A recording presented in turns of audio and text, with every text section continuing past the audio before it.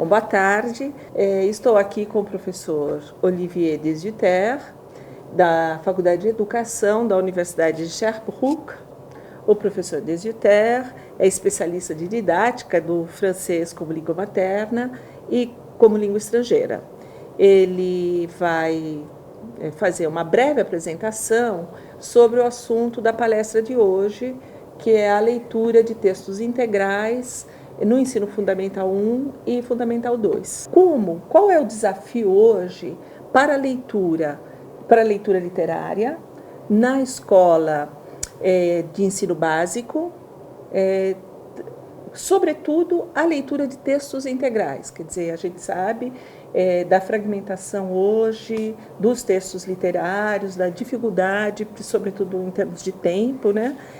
Então, eu gostaria que você falasse um pouco sobre a leitura dos textos integrais e também sobre o desafio da escrita, né, diante do novo contexto, das novas tecnologias, tudo mais. Por favor. Oui. É um grande prazer. Voilà. Merci pour votre invitation.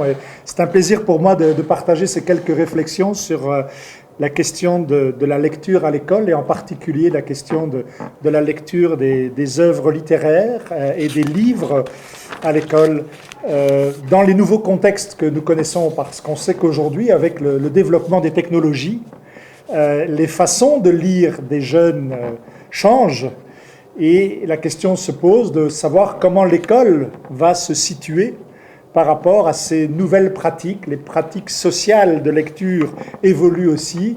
Comment l'école va se situer par rapport à ces pratiques?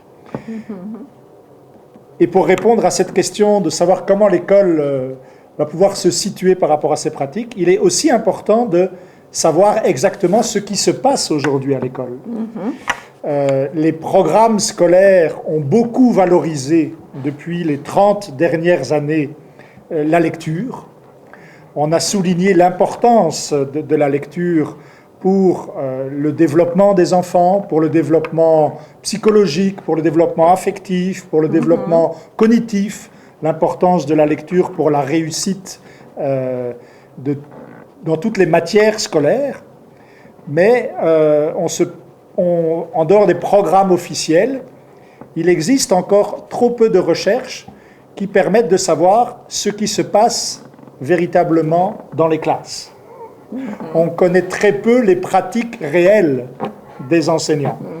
Et c'est dans ce contexte-là qu'avec des collègues, nous avons mené au Québec une étude pendant 5 années pour mieux connaître les pratiques effectives des enseignants de l'école primaire et de l'école secondaire, comment ces enseignants choisissent les livres qu'ils vont faire lire aux élèves, quelles sont les contraintes qui pèsent sur eux pour effectuer ces choix, quels sont les corpus qui sont donnés à lire et quelles sont les activités que les enseignants proposent aux élèves autour de ces lectures. Bom, ele diz que o modo de ler hoje mudou na escola, e como... Não, vou começar de novo. Que o modo de ler mudou nos últimos tempos e é importante saber como a escola se situa em relação a essa prática, a prática de leitura. É importante saber hoje o que se passa na escola. Então, ele diz que os programas escolares valorizam a leitura, a importância da leitura em todas as matérias escolares, né? Mas, no entanto, se conhece pouco da prática real da leitura na escola. Então, nesse sentido, eles desenvolvem uma pesquisa já há 5 anos, né, para saber como que os professores escolhem os livros, como eles definem o corpus né, das obras, quais são as obrigações, né, e as restrições da leitura na sala de aula e as atividades que eles desenvolvem. Então, ele tem isso, quer dizer, ele vai falar agora um pouco sobre essa pesquisa que ele tem desenvolvido. Ok?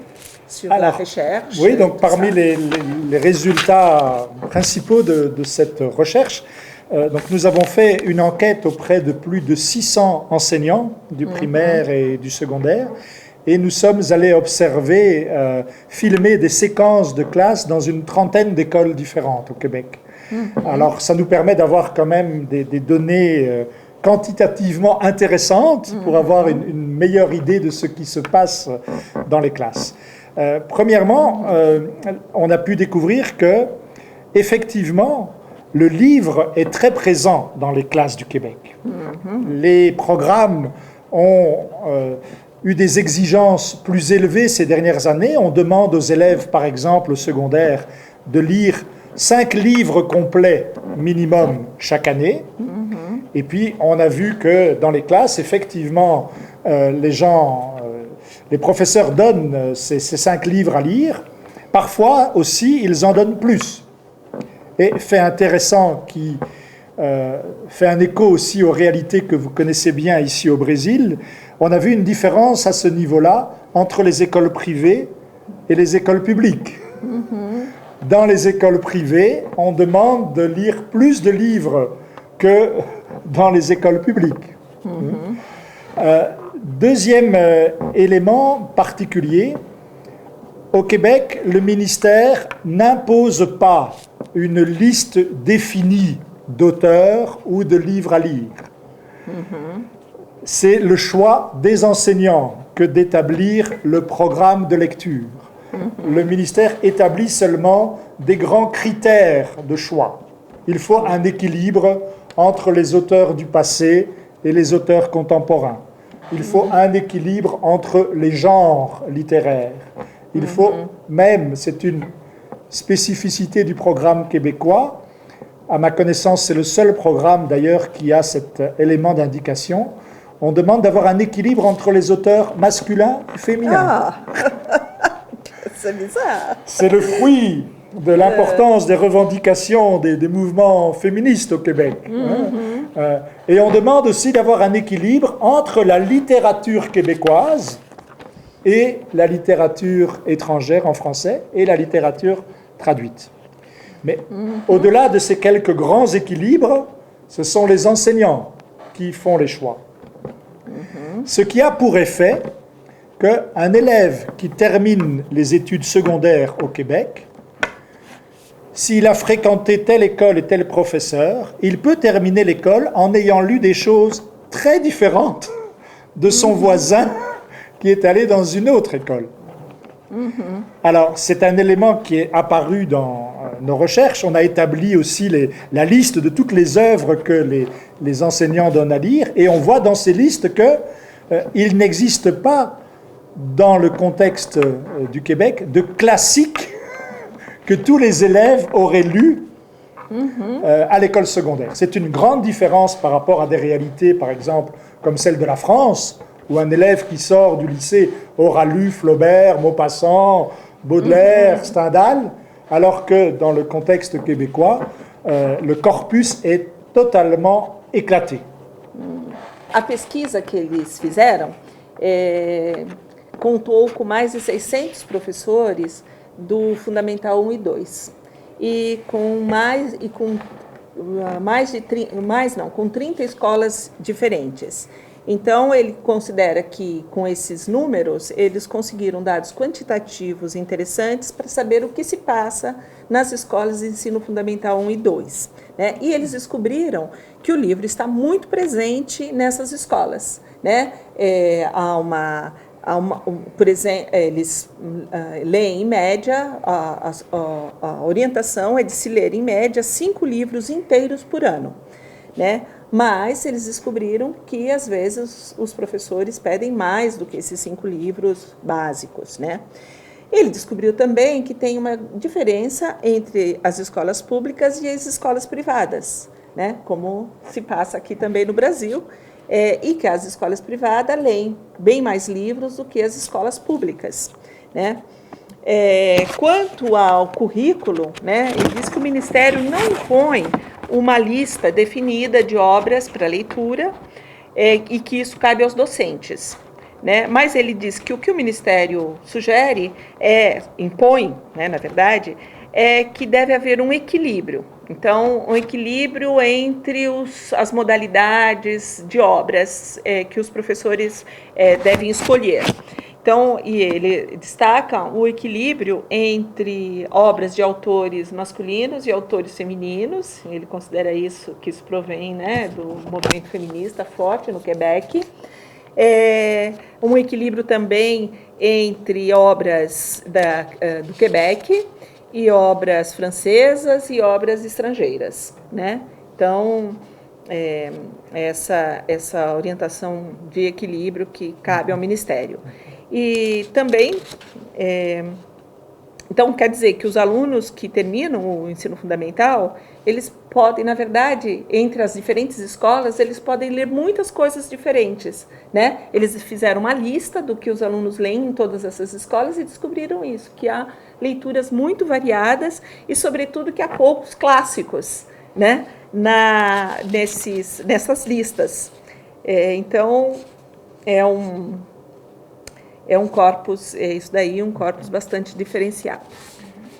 Alors cela amène aussi à découvrir que dans le contexte du Québec, contrairement à ce qui peut se passer dans de nombreux autres pays francophones, on citait la France, puisqu'il n'existe pas de lecture commune, de lecture partagée, de corpus établi, faire lire des livres aux élèves au Québec n'a pas pour finalité de construire des références culturelles partagées.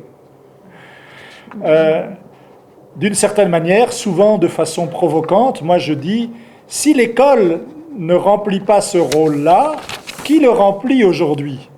Est-ce qu'on laisse à la télévision la responsabilité de construire les références culturelles partagées? Donc je pense qu'il y a un premier élément de discussion possible en disant, en tout cas c'est clair qu'au Québec, faire lire des livres à l'école, ça ne sert pas à construire des références culturelles communes pour les élèves. Alors que ça a été une fonction toujours présente dans la lecture des œuvres littéraires à l'école à travers le temps. Si ce n'est pas cette finalité-là qu'on poursuit, alors c'est plutôt celle de donner le goût de lire. Et il y a eu beaucoup d'actions qui ont été faites auprès des familles, auprès des parents, par les bibliothèques publiques, dans le contexte du Québec depuis près de 30 ans, pour vraiment valoriser la lecture comme pratique sociale importante. Et l'école a été très influente dans ce domaine-là, et on peut penser que c'est encore la vision qui apparaît en lien avec la lecture à l'école, c'est que l'école doit développer chez l'élève le goût de lire. Ok. Deixa eu falar dessa parte aqui, que é uma parte bem importante que ele traz, né, dessa pesquisa. Ele diz que no Quebec, diferente de outros países de língua francesa, né, de outros países francófonos, não existe o trabalho na escola da leitura compartilhada, ou melhor, da formação de um corpus comum entre as escolas, né? Na verdade, diz que não existe mais uma referência comum em relação à literatura lida na escola. O que existe, sim,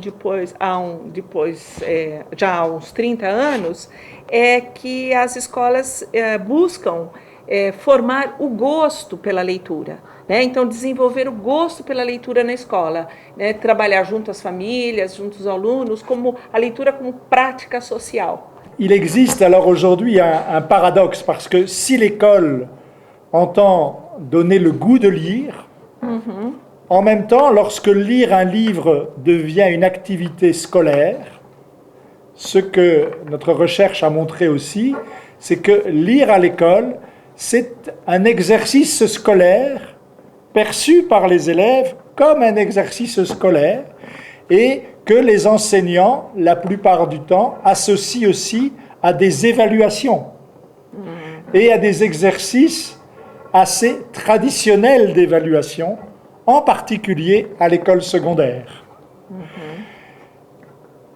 De ce fait, les élèves ne sont pas très motivés par la lecture de livres à l'école, en particulier à l'école secondaire. Il y a là une grande différence entre l'école primaire et l'école secondaire. Et il y a donc un véritable défi sur le plan de la formation des enseignants pour voir comment accompagner le développement de la motivation en lecture pour les élèves du secondaire et le développement de nouvelles compétences de lecture. Bom, uma consequência, então, dessa nova estratégia ou nova didática da leitura na escola, né, desse desenvolvimento do gosto, ele fala, né, diz que há um paradoxo hoje, porque se cabe à escola desenvolver o gosto de ler, a leitura acaba se tornando um exercício escolar que precisa ser avaliado. Né? E aí voltamos ao que era antes, em que a criança, né, o aluno nesse sentido também, por causa da avaliação e dos exercícios escolares, acaba perdendo, se desinteressando pela leitura. Né?